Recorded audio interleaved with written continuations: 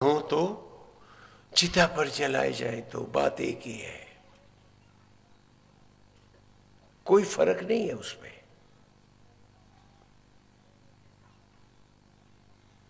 अपने अपने ढंग से हर धर्म और संप्रदाय हमको पूजा पाठ भक्ति इबादत जो भी कहो करना सिखाते हैं कि जिससे हमारा जीवन सुखी हो। सारे संप्रदाय आभूषणों की तरह है, सुंदर सुंदर आभूषण है, हर संप्रदाय अमृत दे रहा। लेकिन आभूषणों का क्या करें, अगर शरीर ही नहीं है तो पहनेंगे कहां? तो धर्म शरीर है तो अलंकार अच्छे लगते हैं। भेद मत करना किसी से, बात सब एक ही करते हैं कि उसने तो मुझे पाया है, बनाया है। आज भी मेरी सांसों की माला उसी की दया पर, उसी की कृपा पर, उसी के रहमो करम पर है।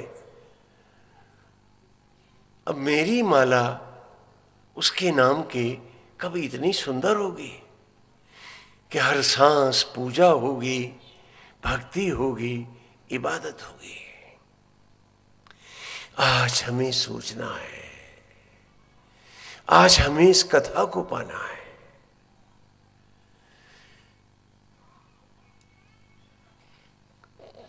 कंस दुखी है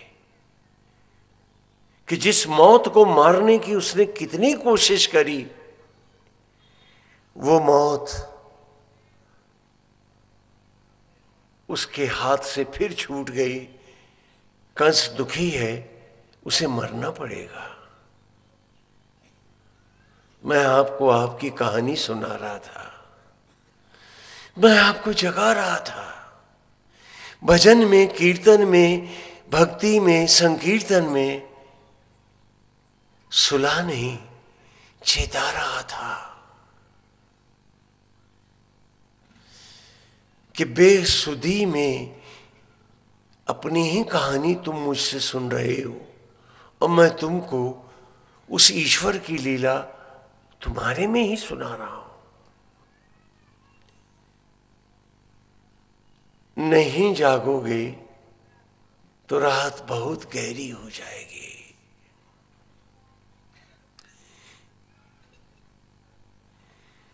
मलूकदास होते थे और संत कबीर, ये दोनों कंटेम्परेरी थे, बनारस में रहते थे और एक दूसरे पर छींटाकशी भी करते थे और खाना इकट्ठे ही खाते थे। ये उन्हीं के वाक्य हैं। अजगर करे न चाकरी, बंदर करे न काम, और दास मलूका कह गए सबके दाता राम।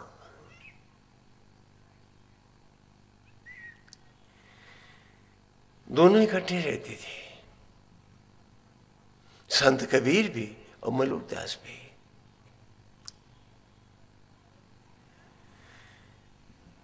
मलूकदास जी जा रहे थे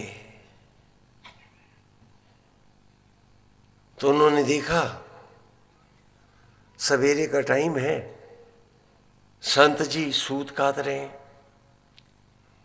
और उनकी धर्म पत्नी माई लोई जो है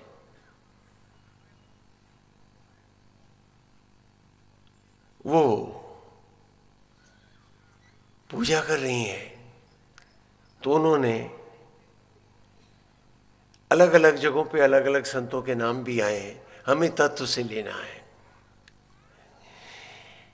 तो उन्होंने देखा तो उन्होंने कटाक्ष किया कि चलती चक्की देख के दिया कबीरा रोए, और दुई पाटन के बीच में साबुत बचाना कोई। माई लोई गेहूं पीस रही थी तो संत जी ने भी जवाब दिया, कबीरदास ने, कि दुई पाटन के बीच में सब अन्न पीसे जाएं, पर जो अन्न जा कीली लगे तिनके भय कछु नाय। उस आत्मा के कील के पास मेरे को होना है, भक्ति रस को, उस अमृत को लेना है। ईश्वर एक ही है, उसे चाहे जिस नाम से बुलाया जाए, कभी भेद मत करो, क्योंकि वो आत्मा को ही हम बुलाते हैं, चाहे जिस नाम से बुलाएं, और वो आपके भीतर है। संत कबीर की वाणी है, चलती बिरिया हमका उड़ावे चादरिया, कि चलने की बारी आई है, अब चादर उड़ा रहे हैं। प्राण राम जब निकसन लागे, उलट गई दो नैन पुतरिया, चलती बिरिया हमका उड़ावे चादरिया। बहुत सुंदर गीत है, कभी हमारे गीतकार आपको सुनाएंगे जो तैयार करेंगे तो। बोले भीतर से जब बाहर लाए, छूट गई सब महल अटरिया, चलती बिरिया हमका उड़ावे चादरिया। और चार जने मिली खाट उठाएं, और रोवत ले चले डगर डगरिया, चलती बिरिया हमका उड़ावे चादरिया। और कहत कबीर सुनो भई साधो, संग गई वो सूखी लकड़िया, जिससे चिता जली, चलती बिरिया हमका उड़ावे चादरिया। ये सारी वाणियां, ये कथाएं आपको जगाने के लिए है कि अपने जीवन के क्षणों को जगाओ। कंस के 2 पत्नियां हैं, उनके नाम याद कर लो, नहीं कथा का रस जाता रहेगा। जरासंध की बेटियां हैं, जो कंस की दोनों पत्नियां हैं, बहनें हैं। एक का नाम है अस्ति और दूसरी का प्राप्ति। नाम भी कितने सुंदर है। अस्ति ये मेरा है, खबरदार तुम हाथ मत डालना इसमें, ये मेरा है। और प्राप्ति ये और मिल जाए तो बताओ मैं कहानी किसकी सुना रहा हूं? हाँ, क्या जरासंध को और कोनो नाम नहीं मिले थे? अस्ति ये है, कोई छूना मत इसे। और प्राप्ति ये और मिल जाए। इस मन की ये 2 पत्नियां हैं, और ये मन बंदर की तरह नचा रहा हमको, और भक्ति से अलग कर रहा। कृष्ण शब्द का अर्थ है मोक्ष को देने वाला, वो आत्मा, वो परमेश्वर जो हम सब में विराजमान है। हमने आपको मंदिर में इसीलिए बुलाया था कि आप इस मंदिर को पढ़ो जो आप खुद हो। और जब मंदिर में आते हो तो नहा धो के आते हो, कोई आलतू फालतू बात नहीं करते, पूजा की बात करते हैं। तो जब ईंट पत्थरों के बनाए हमारे मंदिर में आपको इतनी जागरूकता है कि यहाँ जूते पहन के, चप्पल पहन के नहीं आना, ये पवित्र जगह है, तो इससे पवित्र तो तुम्हारा शरीर है जहाँ स्वयं प्रभु विराज रहे। तो तुम मैले होकर कैसे जिए? तुमने कैसे दूसरों को ठगा? तुमने दूसरों को इस्तेमाल कैसे किया? तुम सब पर न्यौछावर क्यों नहीं हुए? क्योंकि भक्ति का दूसरा नाम न्यौछावर है।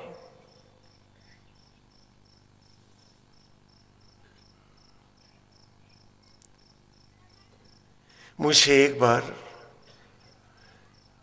मिडिल ईस्ट के ऊपर से उड़ रहा था, लौट रहा था विदेश से, तो एक प्रोफेसर ने पूछा, वो वहीं का था, उसने कहा मैं आपसे एक सवाल पूछूं? हमने कहा पूछो। कहा मैं एक आधा सेंटेंस दूंगा और बाकी आप जवाब दो। बहुत अच्छे फिलोसफर थे, यूनिवर्सिटी के थे। कहने लगे मजहबे रूहानी, आप इसकी क्या व्याख्या करेंगे? हमने कहा बेलौस मोहब्बत कुर्बानी। और उन्होंने अपनी हर किताब के ऊपर उसे लिख दिया। बहुत अच्छे है कि मजहबे रूहानी उसका एक ही मजहब है, बेलौस अर्थात बिना लोभ लिप्सा के मोहब्बत, प्यार और कुर्बानी। मैं अपने सुखों को दूसरों के लिए न्यौछावर करूं, न कि समेट लूं।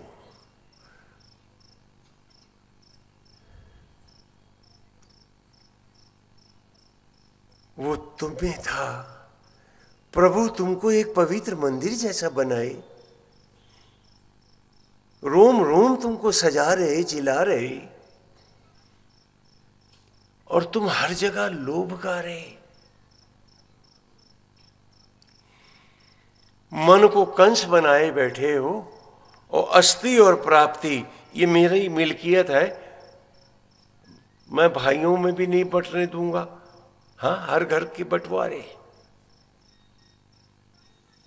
तो फिर भक्ति कहाँ है? भक्ति तो न्यौछावर का नाम है। तेरा मन है तू ले ले, मेरा ईश्वर मेरे साथ है, मैं ऐसे ही जी लूंगा। लेकिन आज हम भजन भी गाते हैं, कथाएं भी करते हैं, लेकिन उसको चूम तो नहीं पाते वो जो इस तन वैकुंठ में बैठा हुआ है। सब कहते हो स्वामी जी वैकुंठ कैसे मिलेगा? हमने कहा वैकुंठ की एक ही परिभाषा है,